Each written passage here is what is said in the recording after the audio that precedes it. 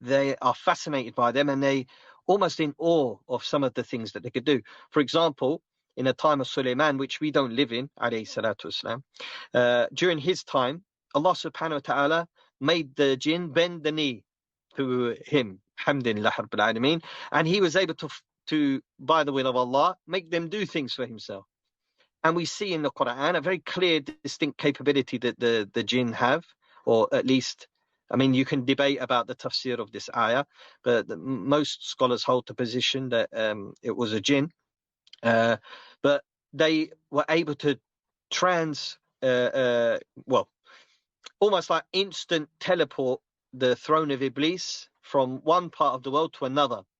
And we also see in the time of Shaykh al-Islam ibn Taymiyyah touching on this, and we're going to talk about that later. Were you referring to the Queen of Sheba? Yes, the throne of Sheba, Bilqis, was brought in an instant. Yeah, I just wanted to mention that this is not foreign to the Muslim. These sort of ideas that things travel really quickly, or something can be invisible to human beings, or something like you mentioned can shapeshift. These are not foreign ideas to the Muslim. These are in the Quran, they're in the Sunnah of the Prophet sallallahu alaihi wasallam.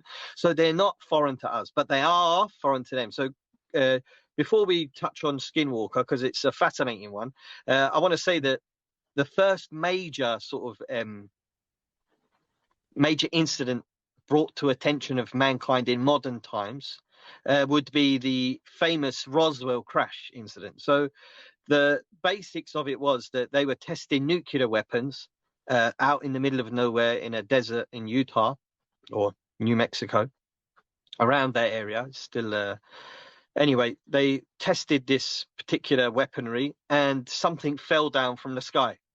So initially they thought it might be some sort of Russian